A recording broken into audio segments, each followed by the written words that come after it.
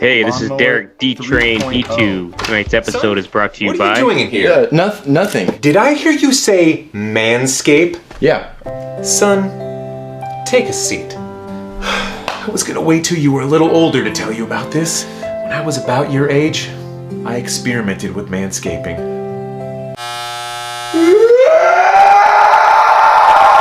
Dad, that won't happen with the new Manscaped Lawnmower 3.0. It's made with skin-safe technology to help reduce against nicks and cuts. You can even shave your gooch. What's a gooch? Head over to manscaped.com and get yourself the Lawnmower 3.0. Hey, welcome back to the Blue Line Hockey Club, folks. Another exciting episode of the Blue Line Hockey Club. We got all the usual suspects sitting in the house with us tonight. We have Patrick Uncle Lardy Sullivan. What's up, Patrick? Aloha.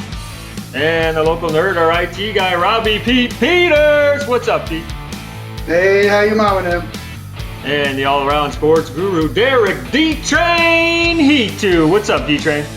What's up, Sweeto?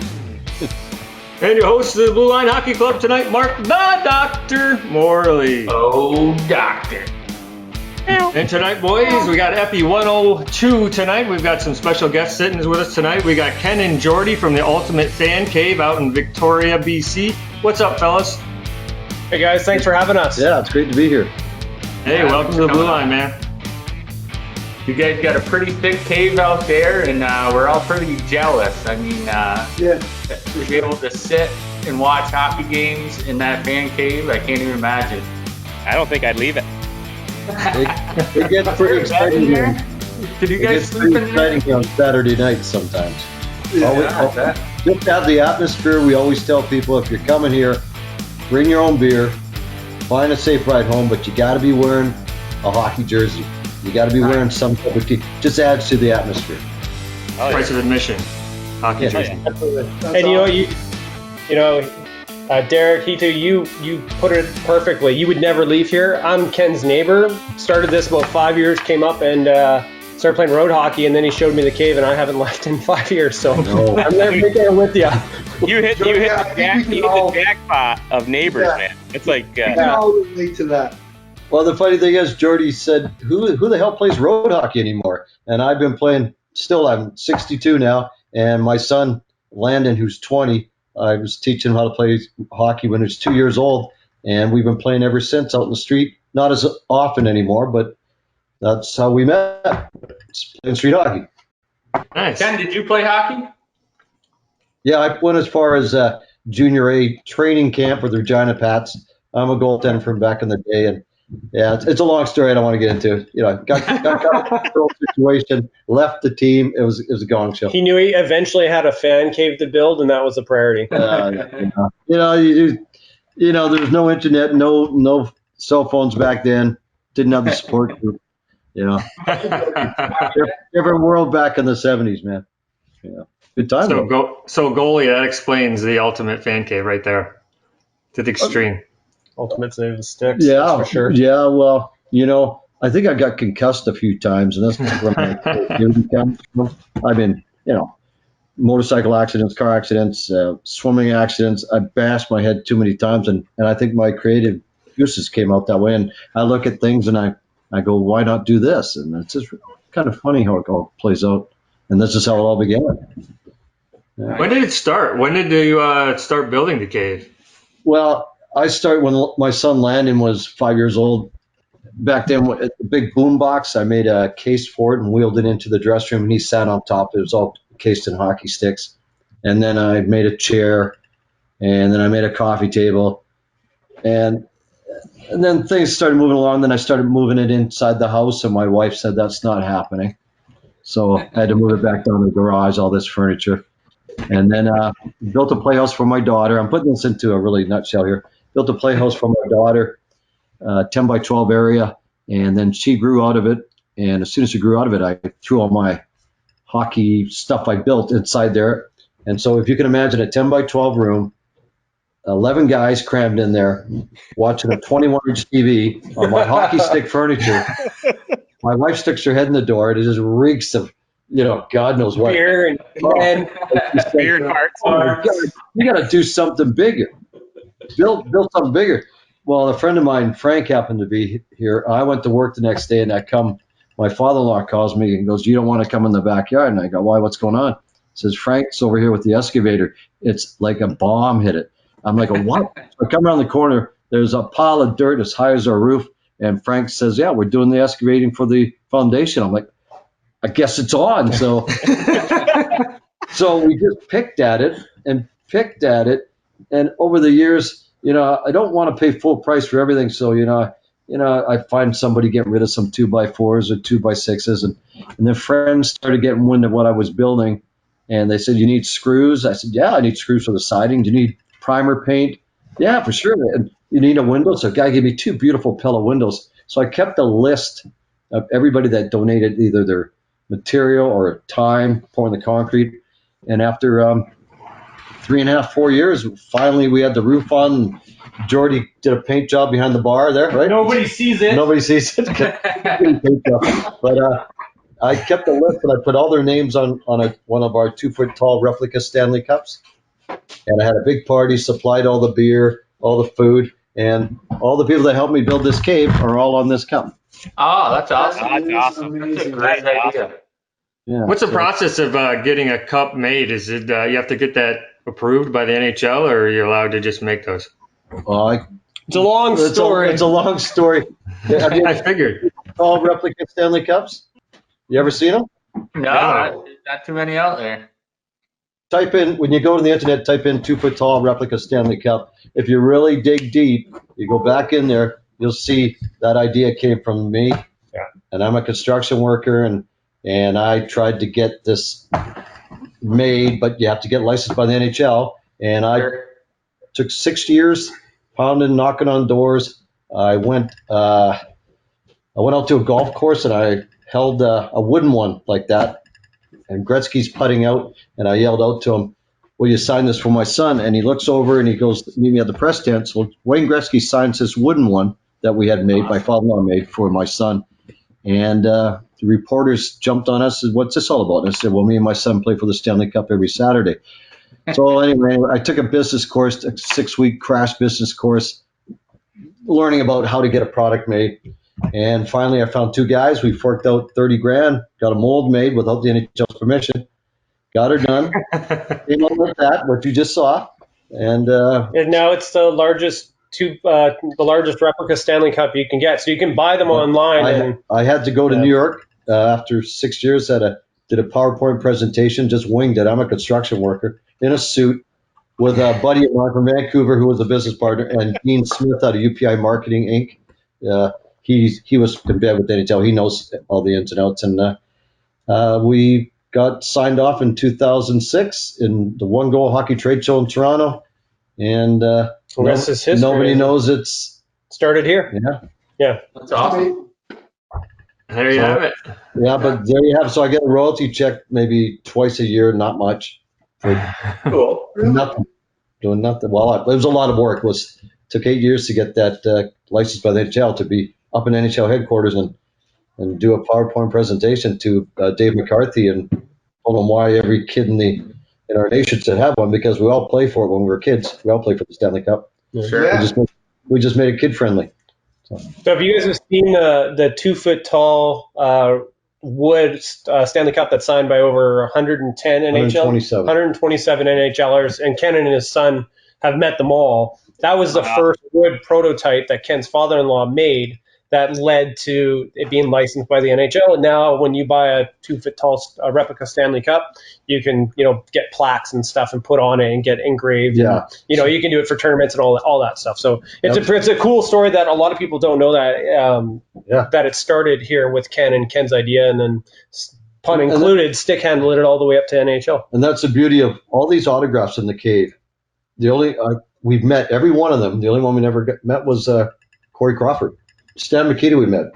Perron, Jeevers. These are not store-bought. So that entire cup with 127 signatures, Gordie Howe, Jean Beliveau, Johnny Bauer, Mike Vernon, we met them all. And we got pictures to prove it. Yeah. Yeah, that was one of the things coming up, playing road hockey, and we had beers at the 12-foot bar, and just me pointing around at everything. When you first come in here, it is an attack on the visual sense that there's a lot going on. But I like that line. I know you do. The cool part about it is everything in here has a story. There's very, very, very few things that are store bought. Even the coach's corner that we're sitting in right now, he got it from a buddy who wanted to help and all this stuff, and Cost me $100 for it though. costs $100, but this cave is kind of built on everybody's love for hockey and the sweat equity and all the stories. And it's my job with trying to showcase this to the world, to let people know that that it's built on that, but also it's not just Ken threw it on the black card and it was done in a weekend. Like, they picked at the building for 3 years before, like, it was already about 95% done when I came up 5 years ago, and they still had to put on the ceiling, and they had the 100+ creations made. So it wasn't something that was done in a weekend. It was a labor of love that was over 4 years before, or 3 or 4 years before I even came up here. So we ran out of room to have it in the house, all this stuff. So, but bottom line is, the reason why we did also build it is because, obviously I love hockey, but we live on an island, and to go watch my Chicago Blackhawks play in Vancouver, I got free tickets from I got free tickets from a buddy. 4 free tickets. Let's go watch the Hawks play Vancouver. Cost me $1,200 for free tickets, because the ferry back and forth, you can't get back the same night. So accommodations, food, booze, parking. I mean, come on. So I thought, this is bullshit. So I said, let's bring the game to us. So we got 8 TVs in here. We got center ice package. And now every Saturdays I love, because before all the pandemic was, we play street hockey from 1 till 4 in the backyard. Hockey Night in Canada, 4 games, and it's just order pizza. people come and go. It's like you don't have to stay from 1 till 1 some nights, but like it's we found that once people kind of come up here and then start hearing the stories, and it's a great way to spend, if you're a hockey fan, spend a Hockey Night in Canada day here at the Cave, playing hockey, talking hockey, being surrounded by it. So and we've got to meet some amazing people, and it takes. And we met you guys. Now. Yeah, it's taken us to places we've never thought it would be. And you guys got to come up here when this is all. Yeah. We would love to, man. I was just about to ask you if there's any houses for sale nearby. They are, but they're crazy. They're crazy prices. It's Victoria. Yeah. It's pretty. I think nutty. the median price now is $1 million. Yeah. The real estate went up once you built the fan cave in that neighborhood, I heard. Yeah. Not many people know the address, because when we were building this back in the day, I'm working out of town trying to make money to finance this thing. And my wife calls me, and somebody broke in here and ripped me off 40 hockey jerseys, and I molded the goal master in the 70s. That's what I really try. We're still on the hunt for that. I'm not kidding. He looks probably once a week on once a day. Yeah, Craigslist or something to try to find it, because they obviously that's a huge thing to kind of be a violation of your privacy. But then when you have something as like those jerseys aren't just like jerseys, those are stuff that they met the people that we've talked about. You can't put prices on those things.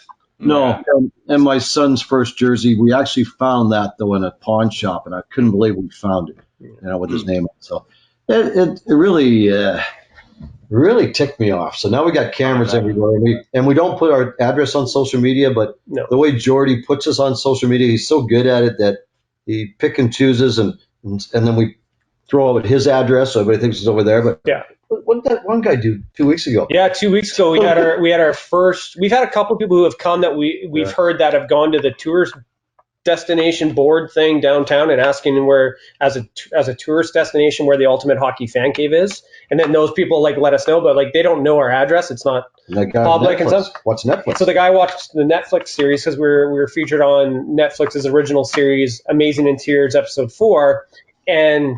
I don't want to get into detail how they can do it because anyone listening, but he ended up kind of figuring out which house it was and knocked on Ken's door at 7 o'clock. Wearing a Blackhawks jersey. And I went, hey, well, you're a friend of mine. So come on in. Let's have a beer. Canadian hospitality. Now I found out he's a big chef at a big high-end restaurant, so now it's all coming Hey, there you go. Hey, now. You guys are like what do you guys do, right? Yeah. You guys are like the West Coast of the Hockey Hall of Fame. Like I know Jordy said something earlier that tourists come to Victoria. you know, people would want to come there. Like if I came there, I would definitely want to stop by the Ultimate Fan Cave. So I'm sure you get that a lot. And yeah, we do. And we got hockey sticks for everybody to try shooting at targets here. Yeah, and we So do, crazy. and we still to this day. I mean, obviously with the pandemic, it changed a bit, but in summertime, because Victoria has like over 300 cruise ships. People who have seen the special will find us, send an email or DM us on social, and we're known on our social platforms for being so open and transparent that, you know, people are like, I want to come to the cave. It's like, okay, great. We have a few rules, and, you know, we talk with them a bit. We do a little bit of homework on people, and, you know, we don't want to host a bunch of young kids because there's a lot of memorabilia. Never did that one. Yeah, never we learned a lesson. Ever again. So, never. They don't bring beer. 14, 15. It's tough. It's not happening. So we Lost my mind that day. We still do. Anybody out there, send us an email or a DM when you get to Victoria, or when you know your dates that you are going to be in Victoria. Send me the details, and we do our best. I'll run up. He's the booker, right? Yeah, it's. I just sit here. Hello. Yeah, come in. We hang out, but we've got to meet such amazing people, and everybody. You know, we're doing pretty good for the type of people that are interested in coming here. Have been nothing but quality, big hockey fans. They love what we are doing as individuals, the cave, our spirit for hockey. So we like to be around those like-minded people, which is why when you guys talked about talking hockey in the cave, we knew that we were in the right company here. So thank you guys for having us. Oh yeah. I was going to ask you guys though. I mean, you've met so many, you know, hockey players over the years, right? And we've interviewed now so many. There's like one common denominator, and like Ken and Jordy, when I look at you guys, and Ken specifically, when I watch the YouTube video about, like, you know, you trying to become the chief hockey officer for Budweiser. I just got, like, you reminded me of my father-in-law, actually. Like, just, you know, you had that same kind of energy, and you just a love of the game. And I think, would you guys agree that every hockey person you meet, true hockey player, they're all like the most down to earth, like good people, man. Like, I think that's what unites all of us as hockey people, is just kind of like the down to earth nature. And like, even though like there's certain guys that are stars in the league, even those guys that we've talked to seem like I'm talking to you and Jordy. I mean, that's like kind of the common denominator that we've seen. Essentially, you're saying we're like NHL players. I get it. Hall of Famers. Yeah. You know, hockey people have a different heart. That's for sure. Ken said that for a long time, and I was that brand new minnow in the pond. Minnow, there's coming with a lot of shit winging as well. But like Ken and Landon reading. Yeah, Ken and Landon That's had why you met. keep him around, Ken. Yeah, that's why I made the big bucks. Yeah. Ken and Leonard had met these over 100 NHLers before I even came up here and met him. So he was very, like you said, he was kind of used to talking to these people, and I was just starstruck. Yeah. He was starstruck. I was starstruck. Over Dave Babbage. Dave Babbage, first one, and like we were talking about before this, the 94 Canucks and all that stuff. So, but, you know, we've been really fortunate, and going to your point, we've been really fortunate over the connections we've made and we were at the NHL Awards and a gifting suite. We got to get our hockey stick sunglasses on, you know, Sagan, Pettersson, all these amazing stars, and people that are just like, at times I'm like, my God, I can't believe I'm in the same room as these people. And Messier. Yeah. And Messier. And then partying with Messier in a nightclub, that was fun. Yeah. Brett Burns. I saw you guys with Brett Burns. But you are right. All of them, I have not one single bad experience with it, whether it was asking them to take a photo or do like a fun thing with social, or like I was lucky enough, one of my favorite memories of 2019 was in this gifting suite. I got to have my haircut next to Ben Bishop, and we're both goalies. And I got to talk goaltending gear, talk to him, and he's just like the nicest guy. Like I kind of felt like he didn't play in the NHL, and I think they all do such a good job of resonating with us regular folks. That's a good segue to that. That's a great sign. Because we live on the island. The only celebrity we had here was Dave Babbage. Mm-hmm. We can't get anybody to come here. Yeah. If they're in Vancouver, they do not come and catch the ferry. So you guys, where you guys live, accessible. It's nobody bothers. It's tough. It's that extra effort to get here. It's a ferry or a flight or a harbor flight or float plane.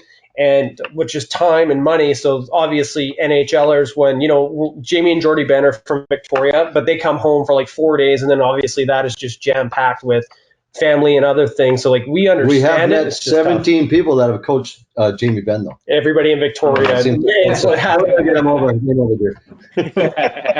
Everybody had a Have you guys coached them at all? I'm just, So how'd the blade shake start? What's up? How'd you guys get those going? Because those are one of his crazy concussion again. Yeah, crazy idea.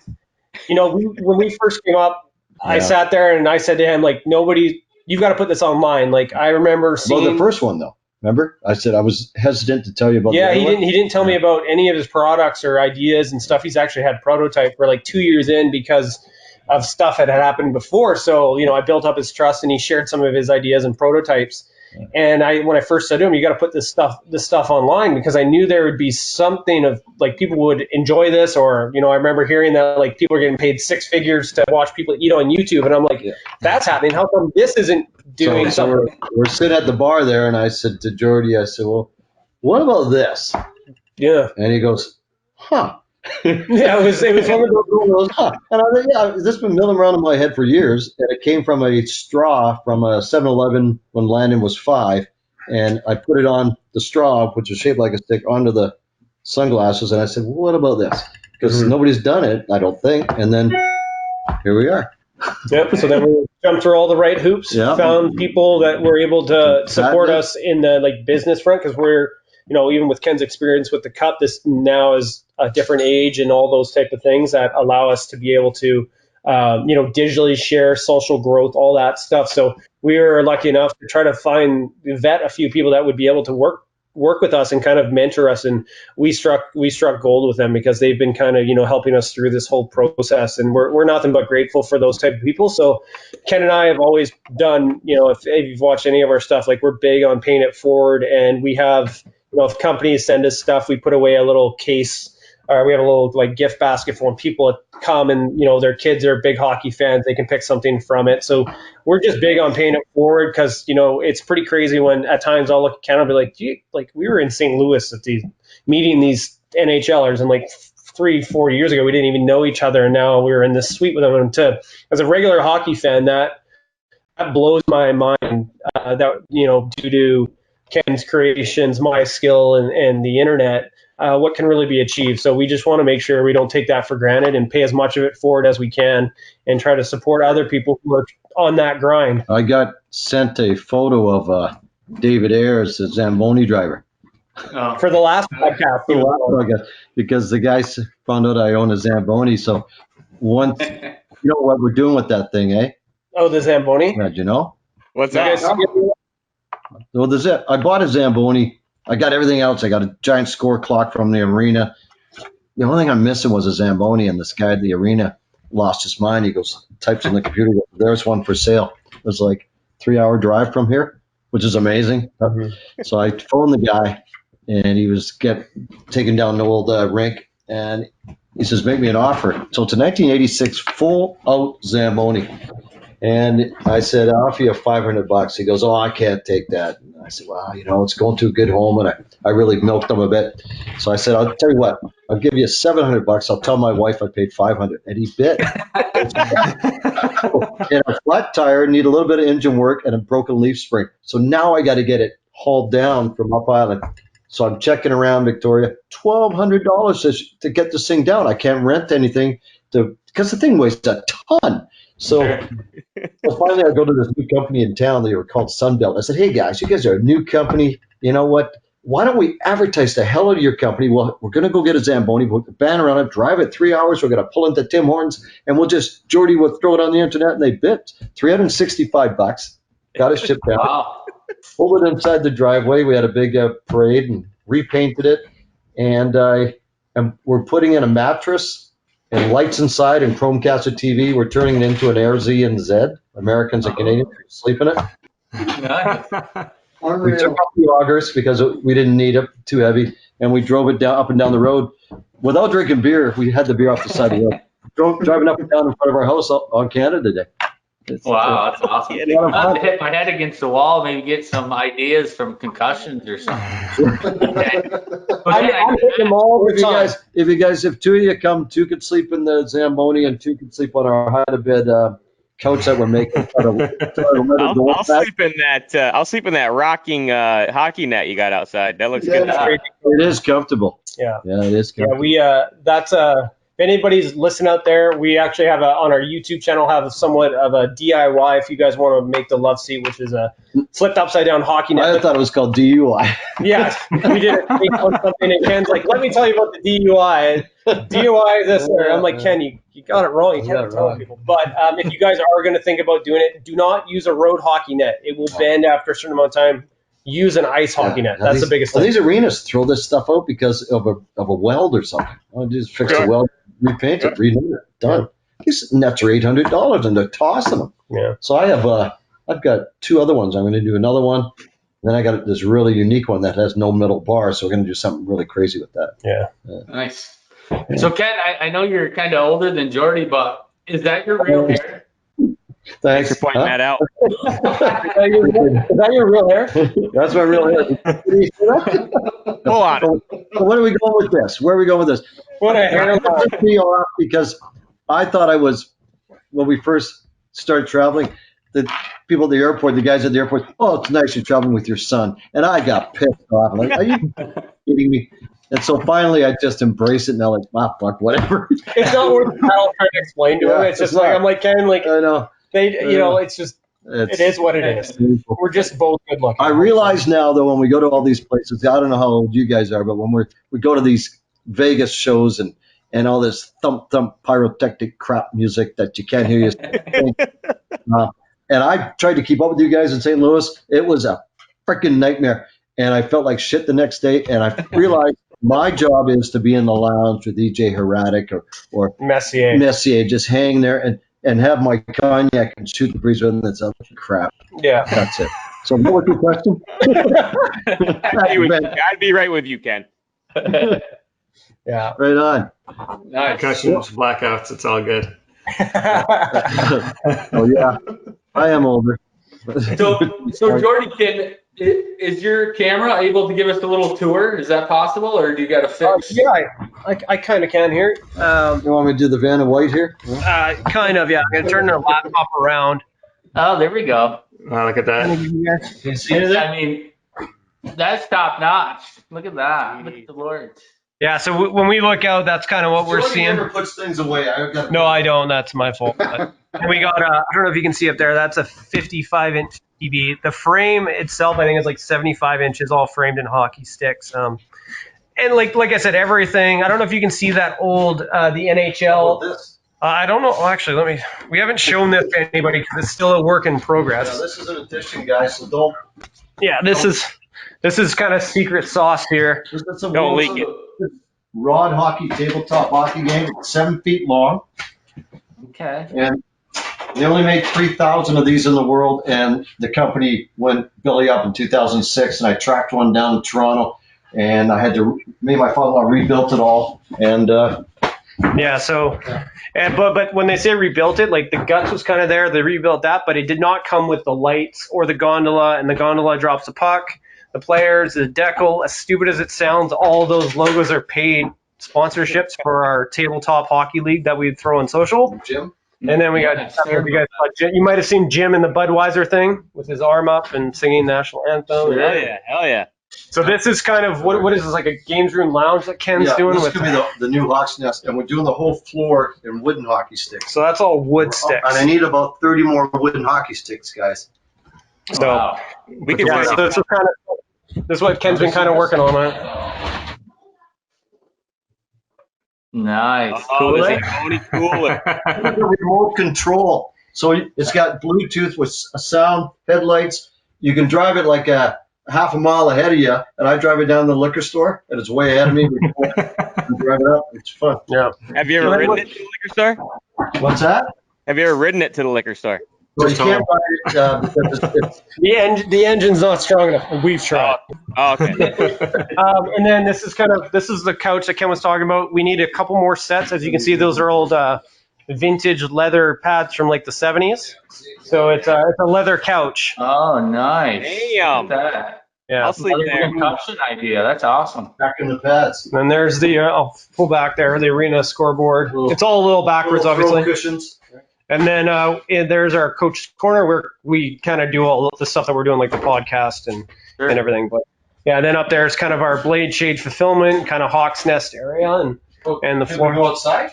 Probably not with the internet; it'll cut out. So, but yeah, it's a little bit of the quick tour that of the cave. Yeah, on Saturdays, have you guys ever thought about like having live feeds? So, when you guys are watching games there on Saturdays, people can jump on and check out what you guys are doing?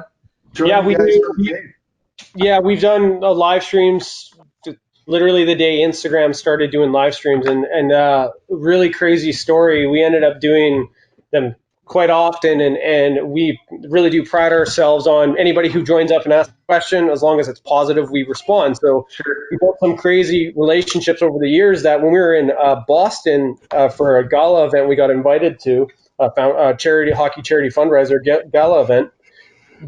This one of the followers, his name's Paulie Whiteskates, and his family, they would actually be such big fans that they would pause their family dinner or their outing to join up for a live stream, and all four of them would join up sitting on their couches and on their own devices and ask questions, and they're a big hockey family. So when we were in there in Rhode Island, so when we were in Boston, I messaged him a couple weeks, I'm like, how far is Rhode Island from there?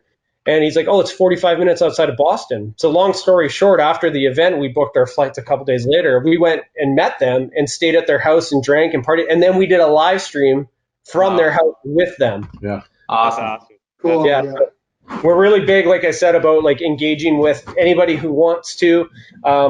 Ken and I are, and we got some big kind of content plans coming up, but we're big on the grassroots. We feel like the NHLers obviously get their time, and but there's so many people like you guys are talking to all these professional hockey players and everything, but you guys are the grassroots diehard hockey fans. Like there needs to be some sort of exposure for all that grassroots stuff, and there's be a television show there. We could go there rather than listen to the. To having to search. We got some stuff planned for that, but we're big fans of supporting the grassroots and people who have, supported us since, 100 followers or something like that. Well, one of the craziest things when Jordy put us online, and the Chicago Tribune called and said, can we send a reporter out to your place because I can't believe you're a Chicago Blackhawks fan in enemy territory. And we can't even get the local newspaper here. So they sent a reporter all the way up from Chicago. I'm like, oh my God, this is amazing. So we interviewed her. 7 days later, we're in a 2 full-page spread of the Chicago Tribune. It's like being in New York. Well, some man reads this article about the hockey fan cave in Victoria, and he sends a message through Jordy and says, let me. This is the best thing. All the email said to me was, a Chicago Tribune article, cave or whatever. And then he puts, I can't believe this man's been a fan of the Blackhawks for 50 years and has never seen a game. And then the last line was, I'm going to change that. Yeah. And that's all it was. And then he messaged us. He says, I own the largest box seat in the United Center. I helped build the United Center. I want you and your family to come watch the Blackhawks beat the Canucks. All the food, all the booze was on me. I'm like, holy shit. So I'm like, going to Chicago. So I get online, I'm typing in, okay, family of 4 to Chicago, exchange rate, stay 5 days, and this is not This literally turned out to be it's not happening. $5-6 grand, right? Free tickets. Get out of here. So that much. So I said, the following Sunday, I explained to Landon, I said, sometimes you got to wait for stuff. Just the way the world is, and you appreciate it more down the road. We just can't afford it. So on the following Sunday, I woke up on a Sunday morning, I have a coffee, and I decided to text this man. I said, this is the hardest email I've ever had to send in my life. I want to thank you for your generosity to know there's people like you in the world. And I went on saying, how kind and how generous you are, but there's no way we can afford this. And this is why we built the cave. So if you're ever in Victoria, you come watch the Hawks in my place. 2 days later, he calls. He says, check's in the mail. That's what we're talking about. He says, I'm flying you out. Unbelievable. I'm almost crying, right? I'm like, what? I said, no. He says, no. And flew us out. All we had to do was pay for our accommodations and treated like royalty. Like that's bought us a steak dinner at Gibson Steakhouse, and his extra games, box seats behind practice, everything. Yeah. It was. To this day, we're friends. Yeah, and it was one of those trips that when due to scheduling with my own trip and stuff, I couldn't go. So like obviously Ken and his family went. Yeah. But when I got to hear about this trip and knowing what he was going to go do and have a couple games and so forth, they came back and told me of a dream trip that you could not have planned, and that was really rewarding for me because I had two things that I told Ken when we started showing this online. And I've completed one of them. That was to get him to Chicago to watch a game. So that is done. Second, well, not the second one, but I was really happy that a year later with the Blade Shades, we were fortunate enough to get back to Chicago, and I got to experience being at Chicago, and Ken got it vicariously through me. So that was awesome. And then the second one, which I'm still working hard at, is getting the Stanley Cup here. That is the second one. And then, you know what? I'll probably end up moving after that. But with Alex, the guy who flew me out to Chicago, we're sitting at Gibson Steakhouse. We're supposed to go to the game on Wednesday. And it's Sunday. We're having dinner. And he looks at his wife, April, and my wife, and says, "Ladies, go for drinks. Landon, Ken, let's go." I said, "What are you talking about?" I said, "We're going to your first game now." We hop into this black SUV. We drive to the United Center. And I'm like, "What are we doing?" He says, "Let's go." And now we're walking. You imagine, I've been a Hawks fan for 50 years. I'm 60 years old at the time. And I'm walking towards that door. And he says to me, "Ken, welcome home." And I cried. I'm crying. He's doing it now. Like I know what's coming. Like, oh my God! And the Chicago cops were hugging me, and it was a moment I'll never forget. Let's zoom in so you guys can tears. Zoom in. Come on, zoom in. Let's see. And if you guys, it sounds like you guys saw the Budweiser application for the chief hockey officer. I think I featured a bit of that in there. Alex had the footage of when Ken broke down, and it's just once again that generosity. We're trying to do our best for what we can to pay that forward. I mean, he literally made a fan who for 50 years dream come true, and it's just for me it's like two idiots, two neighbors talking hockey in a fan cave here, and it's really rewarding. And like Ken said in the email, to know that there's people out there that are willing to try to help those type of people. And, my goal is for Ken and I to be at that level where we can do that, but then also repay it to make someone's dream come true. Like I think even in that chief hockey officer application, Ken talked about, I want to pay it forward. I want to bring people who never, got to their Canucks games or Hawks games or whatever it may be, because he was fortunate enough for someone to do something nice for him. So we're really big into that. I think if I could just touch on that. I mean, you're talking to four guys here that grew up playing high school hockey together. I'm not sure how many state championships we won between us, maybe 7 or something like that in high school. And so the bond between us started, through hockey at a young age. And this whole show kind of started as like exactly what you guys are talking about. Like we had no expectations. We were four guys that wanted to get together. We live in different places now, drink a couple of beers, talk about hockey, ask how your families are doing. And here we sit, talking to a couple of guys out on an island out in the middle of the Pacific in British Columbia. You know what I mean? So it sounds like we're in isolation here. Don't say it that way. Hockey takes you everywhere, though, man. It's amazing where hockey takes you, and the bonds that it creates and the connections that you get. And I think it's amazing. I'm sitting here kind of pinching myself. I'm watching you the other day, Ken and Jordy, and watching that video. And I'm like, I love these freaking guys, man. I would love to sit at your bar and drink some beers. I love the helmets that you had for your lights over the bar there, man. I thought that was one time laying. I woke up in the morning and went, football helmets. They always make chip bowls out of football helmets. I thought, oh, you could do that with hockey. I went, nah, it's got to be something else. I went, wait a minute, and that came to me, and just like, oh shit, Shazam! Right? I'm probably the only. Oh, go ahead. What's that? There's Jordan Greenway right there. There's Greener. Hey! These guys, Jordan, Ultimate Fan Cave guys. You got the playoff beer going? Wow. That's awesome. The Blade Shades, right? Yeah, Blade Shades. Send me a couple pairs. These ones are. You got it. These ones are. They're golarized. Yeah, we got goalies. Not polarized or golarized. All right. We got some players for you, Jordan. They said they got some polarized ones for you there. Yeah. There's all the guys. Oh man, see, like even now, it's like I still get the butterflies with NHL players even after meeting some. So, So how close do all you guys live together? Like from town to town? How far away from each other? I'm in upstate New York, near Ottawa, like near the Ottawa Canadian border there. Okay. Robbie and Uncle Artie they're in Raleigh, North Carolina, and then the doctor down there, he's in. Yeah, but it's like, how long would Florida? Like a 2-hour drive? How long would drive? So probably like if I drove from New York to Raleigh, it'd be like 14 hours, probably 13 hours. Yep. If I drove down to see my brother-in-law, the doctor down there, I'd probably be like a 22-hour trip, probably. Sunny Florida. Only 100 every fucking day. Yeah.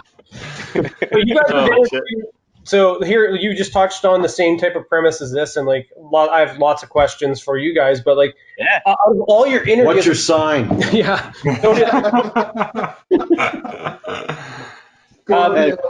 So you guys we're your 102nd episode. Out of the 100, how did we miss the 100 and plus? How did we miss the 100? Oh, it's not on us. Fucked up. What is your most notable for each of you? Your most memorable? I feel like because Ken and I have different perceptions on when we meet people. I'm a huge fan of them, and he's not, or vice versa. I feel like with four buddies playing together, position-wise, whatever it was, you guys must each have your own moment or person or episode that really stands out for you. I would love to hear what each of yours are. Or that one girl. No, just kidding. We got all night. Too many girls. Don't remember the name, but this girl. Yeah. I'd say Theo Fleury was the best one for me, just because I was a small hockey player growing up, and I kind of thought I was a digger. I dug in the corners and really battled for the puck and gave it to the goal scorers. So having Theo Fleury on was a really awesome moment for me, just because he's a small player and what he accomplished. Because no one told him he was never going to make it to the NHL, and some of the stories he had of back in the days of smoking cigarettes in the locker rooms and the guys drinking beers until now. In today's game, these guys are hardcore, working out, eating healthy, and things like that. And could you imagine like McDavid pulling up a dart in between the first and second battle of Alberta? Just like we were told, that's what we did back in the day, smoking cigarettes in between periods, and don't drink water, you get a cramp. So you just put it in the milk and spit it out. What the hell was that about? Right? Eat an orange. Yeah, eat an orange. Yeah, suck on an orange. Oh, I remember the oranges. Yeah. Danny's mom got the oranges. You gotta have them. Yeah. The oranges. Yeah.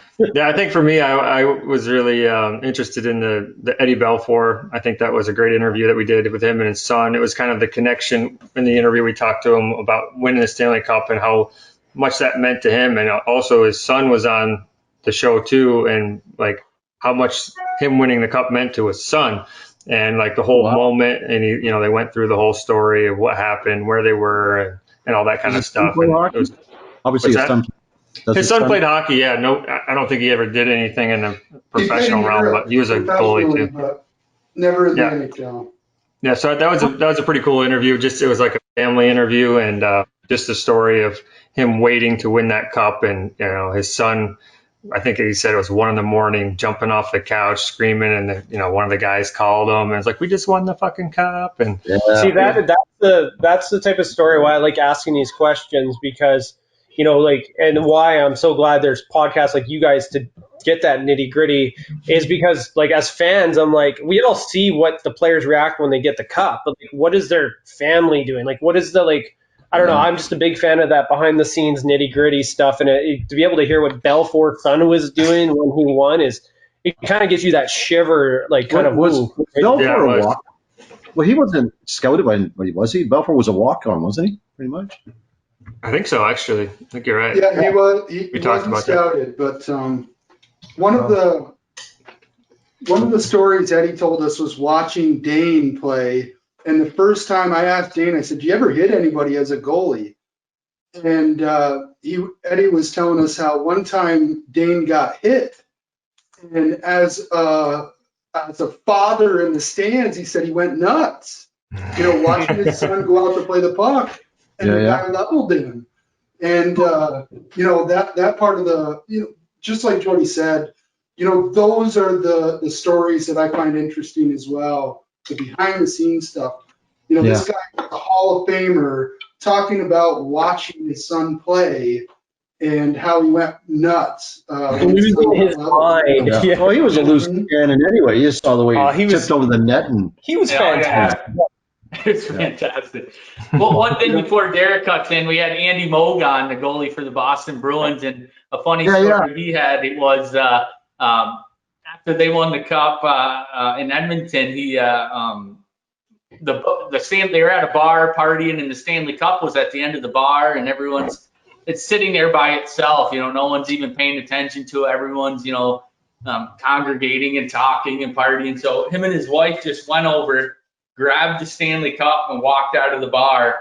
And, no one even, a couple days later, everyone's looking for it, calling all the players, hey, do you have the Stanley Cup? And Andy Moog took it to his kid's school and dropped it off and said, here you go, you guys can have the cup for the day. So that was pretty funny. Yeah, they call him, hey, do you know where the cup is? Yeah, it's at my son's school. Well, we're going to need that back. Yeah.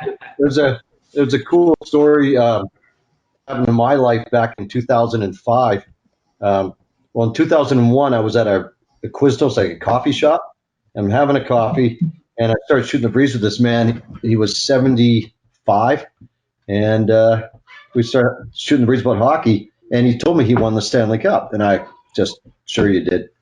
And we got deep into the conversation, and I realized he actually won the Stanley Cup. So a week later, I went back out to the Quiznos. It's a half an hour from where I live here. And he brought his Memorial Cup ring, Calder Cup ring, and Stanley Cup ring from 1948-49, right? With the Leafs. With the Leafs. So fast forward 5 years, in 2005 when the strike was on, remember that? Okay, they had no team to present the cup to. So on a Saturday morning, I woke up here, I read our local paper, and the cup was going up to Howie Meeker's place up in Parksville, which is a 3-hour drive from here.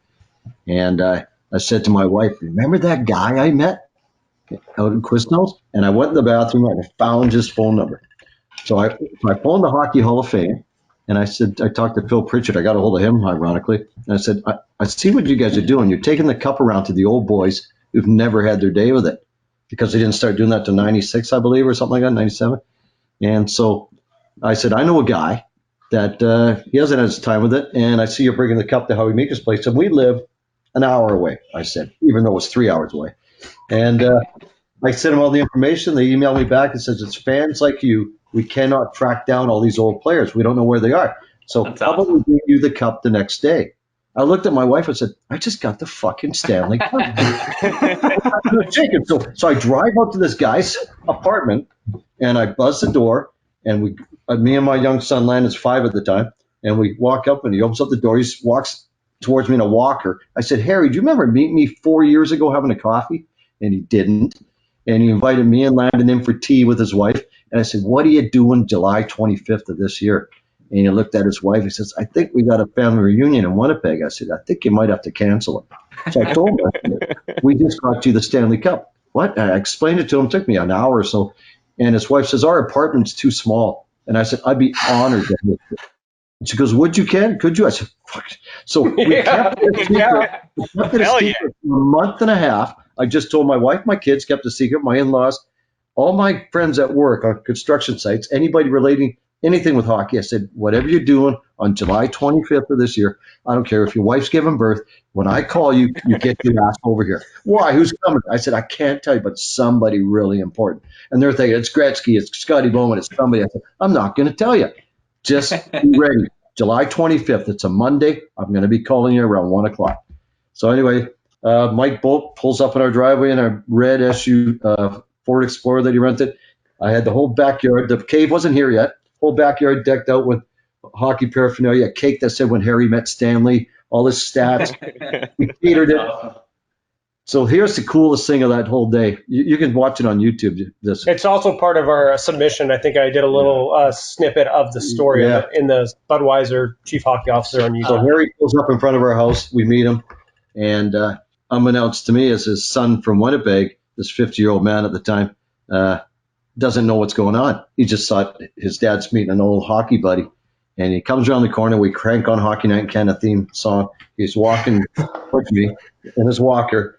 And I said, Harry, there's your old friend waiting to see you again. And there's the fucking Stanley Cup. His son is right behind him. He looks over the Stanley Cup, looks back at me dead in the eye, looks back at the Stanley Cup, looks back at me and breaks down and cries. It's just, man, it's just the most incredible day of your fucking life. So anyway, we kept this. We had the cup for 45 minutes, just 10, 11 people. And I said, okay, Harry, I'm going to get the news reporters here, the television stations. He says, okay, I'll leave. I said, no, this is your day. So he stayed. And I phoned up the radio stations, television stations, newspapers. I said, you guys can believe this or not, but we have the Stanley Cup at this address right now. Be here or don't be here. And next thing you know, everybody's here. I start getting on the phone with friends. Get over here now. Who is it? I said, just embellish me. Just show up. If you don't, watch it on TV. And then and one other thing I'll take away from that day, there's an 18-year-old kid that taught my son how to play defense. And I looked at this young kid. He was 18, named Cam Smith. And I said, Cam, this is hour 5 with the Stanley Cup. And we're standing like 2 feet from it. I said, invite anybody you want. And he looks at me. He goes, what? I said, it's not that busy. Anybody you want, you call him right now. So he flips open his phone at the time. And he goes, I'm going to call my teammate. And he starts dialing. He hangs up. And he goes, I'm going to call my girlfriend. He starts dialing, hangs up. Looks at me dead in the eye, and he goes, I'm going to call my dad. I'm like, oh my God. I've heard this story 10,000 times. I've edited Smart kid. You watch the video and you'll see me with darker hair. I was younger. Go to YouTube. Write this down. I don't see you. Write it down. Hey, write this down. Stanley Cup comes to Victoria. Yeah. And when you see the picture of an old guy with a white Toronto Maple Leafs jersey, hit that. There's 2 news segments on that. Yeah, that's awesome, Ken, man. That's awesome, Ken. Yeah, thanks. Yeah. Once again, the whole paying it forward. You know, like Ken, like obviously Ken loves the Stanley Cup and everything, but I'm a stalker of it. I've been with it 15 times. Yeah, that's the. But the beauty of it is when we were in St. Louis, 5.5 hour lineup at the All-Star game this year. Yeah, you can't get near it. So I phoned Phil Pritchard, Mike Bold. Hey. We're here. So we just breeze past. Jordy's never been with the cup. He got all emotional. Yeah. So we blow past a 5-hour lineup so I can get through the cup anytime I want. Eh? Yeah, that was one of my favorite.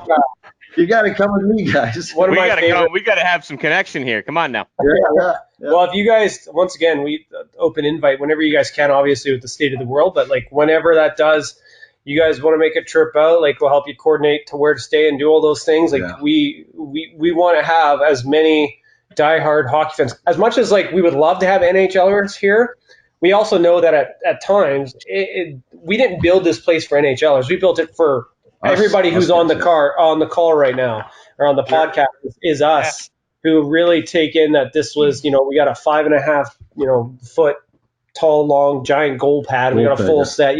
Like that takes effort and stuff. Whereas, NHLers, they'd probably feel like, you could just buy this stuff. But for all of us, we all know the grind and we all know that love of it. So I feel like the cave is for every hockey fan. And once again, if you guys ever get out, do you guys have your hockey zones in your houses or? We're working on it. Every single person in this room right now has just recently moved to a new home. So it's like, wow. I'm in the process, so there's nothing on the walls here. Yeah, everything is being worked on. So like behind me, you see, like I've been in this house for like 3.5 weeks, and so we're starting to build out here at my place.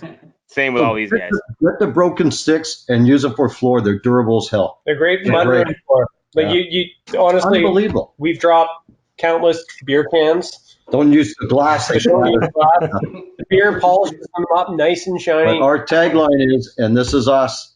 This is our tagline.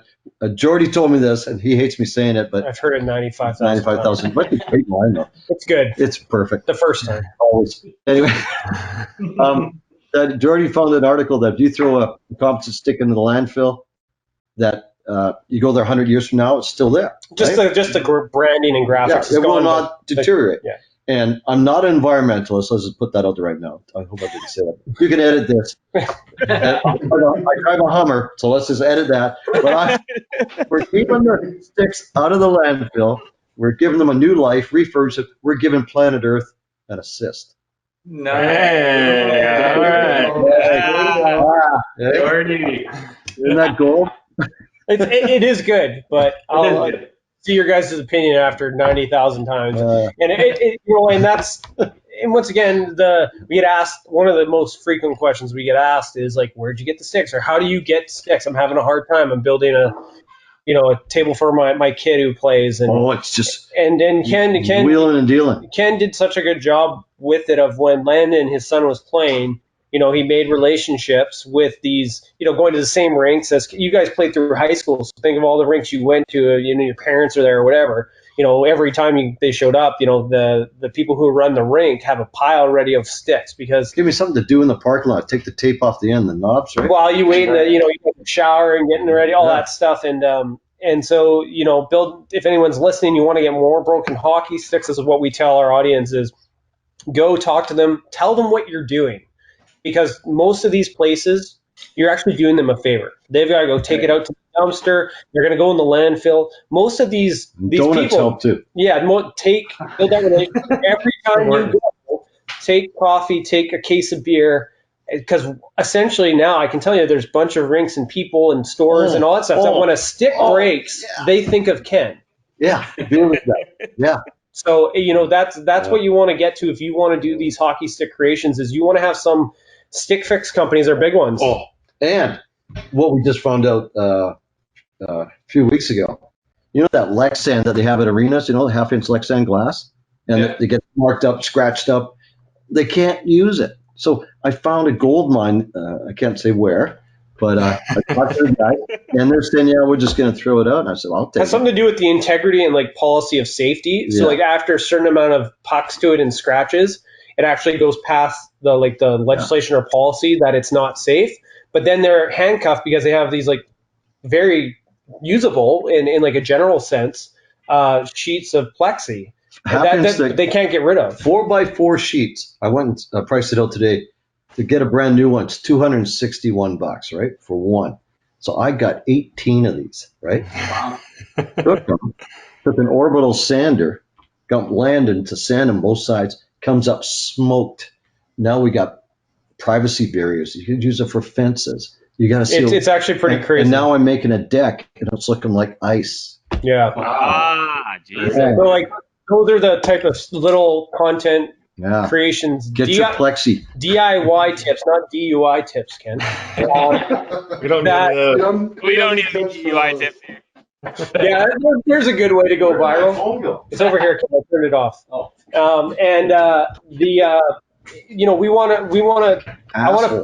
I get all these tips.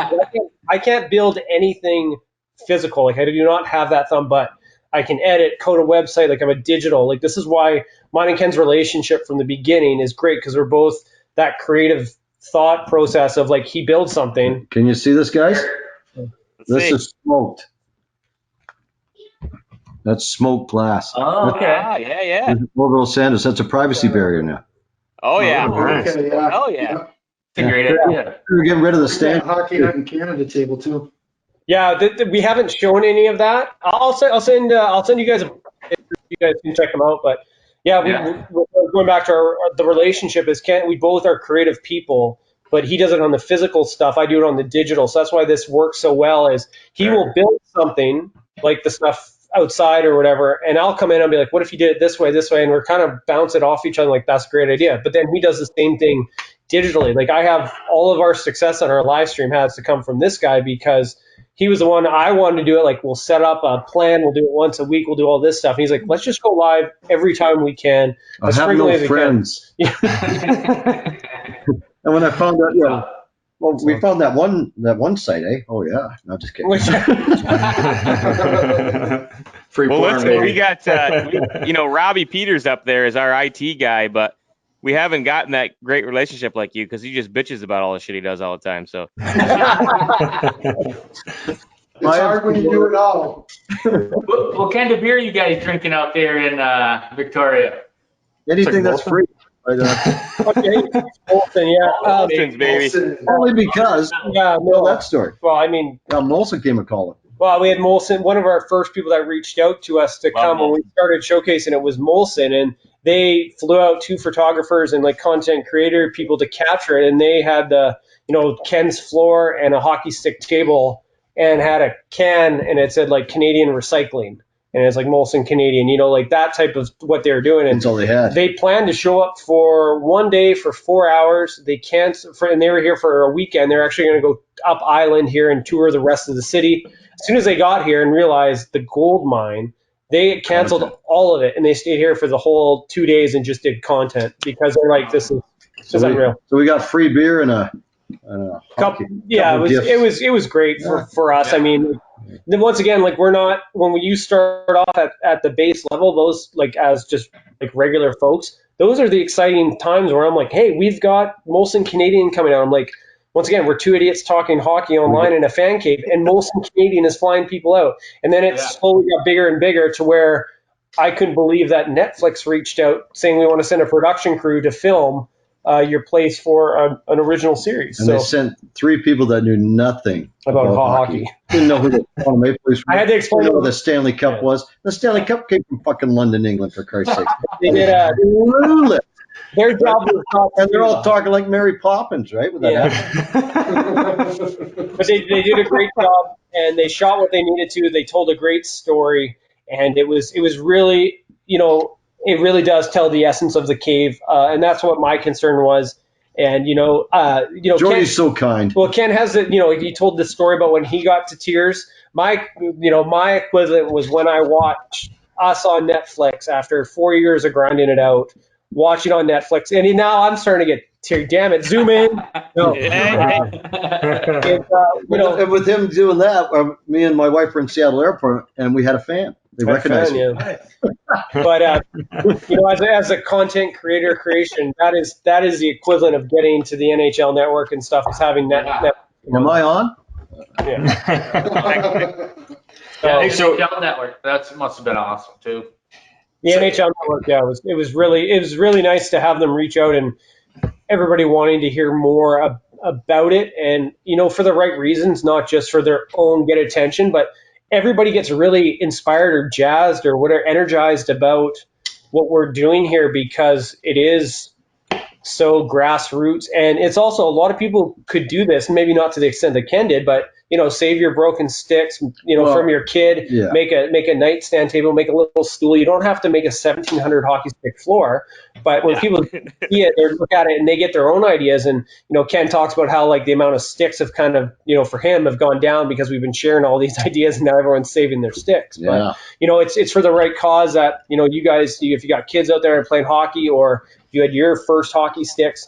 You guys wanted to do it, you could build a creation out of your hockey sticks for your kids so they have a nightstand or a table or footstool. And that's what we like to hopefully inspire people to do. Yeah. We all got lots of kids here. Yeah. Let me ask you this, guys. We all watched Hockey Night in Canada growing up, being on the border. I mean, back in those days, we're around 40 years old here. We didn't have, 100 channels on cable. It was like Hockey Night in Canada was on, maybe 3 other channels at my house. Yeah, rabbit ears, twisting them with fucking tinfoil. Watching hockey games. He doesn't even know what that's about. So, I mean, what do you think about Hockey Night in Canada now without old Don Cherry? I mean, how's that been up in Canada? I like it. Everything's gone sideways since Don got fired. You saw that on Facebook. There's been a meme or something since Don Cherry got fired. Everything's gone sideways. The whole world's fucked up. 2020 exploded. But that's when it started. We were going to do a T-shirt. A buddy of mine was going to do a T-shirt with, as on the front, it would say "You people," but as you walk by on the back, it would say "Are my kind of people." There you go. I like it. Do you get it? Because I remember I was coming out of a movie theater fucking 30 years ago. I still remember this guy's T-shirt. I thought I came walking around. He's got a T-shirt that said "Go down" with an arrow pointing at his crotch. I went, "What fucking moron is that?" As you walk by on the back, it said "To Australia." And I thought, that's brilliant. Good marketing. When he said, "You people" on the back are my kind of people. That'd be perfect, eh? I think it's great. I think it's great. It's one of those things that, like, GM, let's do it.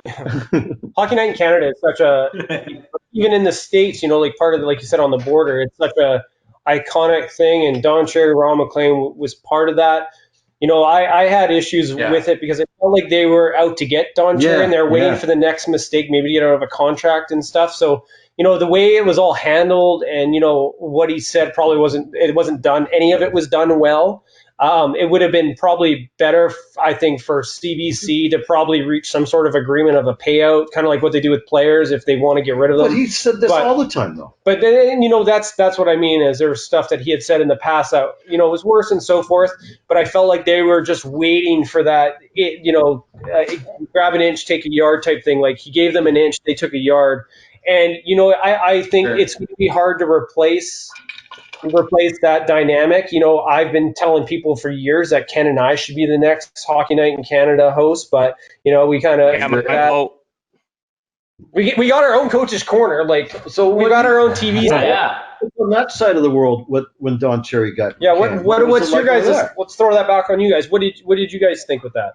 We put a video out the day he got fired. We put a video out and basically said the same thing. I almost commented word for word. I felt like they were just waiting for the next word to come out of his mouth. It wasn't in the shadows. Yeah. But where is he now? Bunch of bullshit. I felt like I don't know what his contract was, but I feel like he's probably making hundred thousands of dollars, whatever, and it was waiting for that. Like you said, like in the shadows for it. I'm like, there it could have been handled so much better in a way that maybe you take coach's corner away from him, but still let him do his on ice thing. Like I don't know, like kind of how they pun intended. Everybody gets too fucking offended nowadays. Yeah, I didn't. So I'm going to ask you guys as Canadians. We're Americans. So the way I interpreted it was, what I think was he used to raise a lot of money by selling poppies, and I think he had seen that people weren't buying poppies, so he wasn't able to donate like he used to in the past. And I felt like he was just saying, donate by buying a poppy, and $1 or whatever goes to the troops. So what the fuck are you being offended for by that anyway? Yeah, I know. I didn't quite understand it. I think there's that, what's it called, the cancel culture. What's going on is like we talk about, like we just said, CBC waiting in the shadows. I feel like there's something to be said that I feel like part of society, especially on the internet, a lot of people are waiting in the shadows they're waiting for Ken and I to screw up so that they can take down the Ultimate Hockey. Everybody gets screwed up. Everybody's got something in their closet that they wish they didn't say. My God, nobody's a saint. So that's where I think is like it's just more of like everybody, not just CBC or whoever you want to put the blame on, is just nowadays they're just waiting in the shadows for someone to screw up, slip up. Because then it's easy as keyboard warriors, or what do you want to call them, to then bring the attention to it, and then there's no repercussion for them, just the person that they want to do it. Obviously, on the other side of the coin, there's extreme, offensive, really bad stuff that need to be called to attention. But I think it's hard because there's no middle class of that. It's now like extreme or nothing, and that's really hard because there's a lot in these circumstances. There's like discretion or understanding and context, and like we don't all 5-6 of us don't understand what's going behind the scenes at CBC or with Don Cherry, so it's hard to look at the coaches. Babcock, it was I'm offended because you got mad at me in the dressing room. Like, my God, back in our day, Christ, you get hit over the head with a stick, and it was brutal. Listen, man, we grew up playing hockey.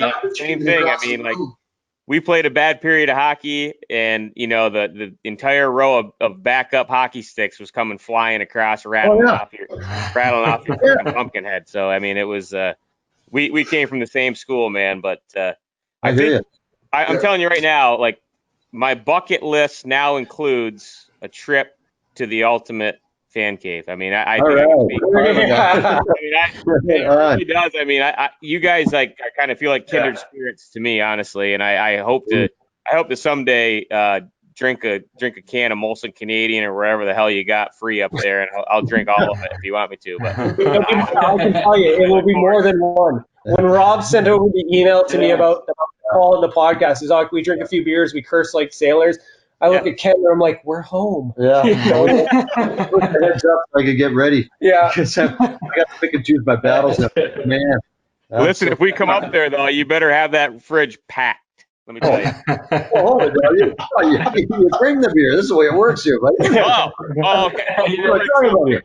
He wasn't listening. He wasn't listening in the beginning. It'll We'll be make cheaper sure it's for you back. guys there in the States with the exchange, and And it you- just won't be as great as And if beer. you can bring the wives, because we call it a fan cave, so women are allowed in Yeah, here. we do. We do it all. That was one of the things when we first started off. I said to Ken, I'm Didn't want like, to offend anybody. oh no, it was more of Good people. I said to Ken, I'm like, I'm only going to start showcasing this. We switch it from man cave to fan cave. There's lots of female, amazing hockey players and fans, all that stuff. And like, even you don't want to like just automatically count half your audience because it's a man cave. This is a fan cave, and like we have, and this is everything. Gender neutral cave. Everything in here is about the sport of hockey. So it's not just NHL. It's everything. Yeah, that's we, right. we have UK Elite League jerseys we got sent from one of the teams.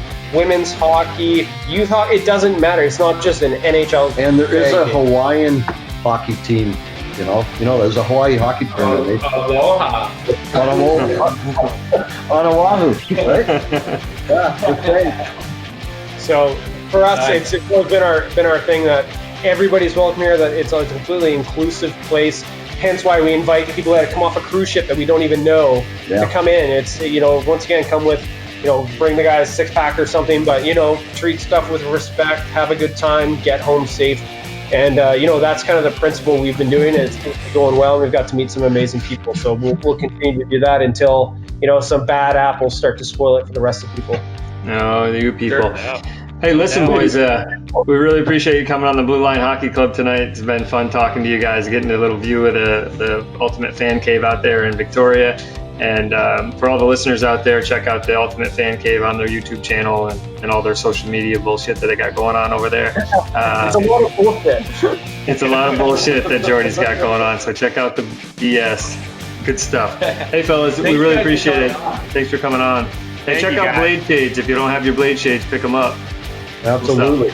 Thank you guys. Thank Appreciate you your so time. much. Yeah, it's been a blast. Pleasure meeting you guys, man. Nice meeting you guys. Video on our YouTube channel as well if you want to see our ugly mugs. And check out all our social media platforms as well. All right, boys, it's been a nice one with the Blue Liners. And until next time, keep your stick on the ice. Hey, Sweeto! Let's go Rangers! Oh, doctor. Meow. Keep your head up.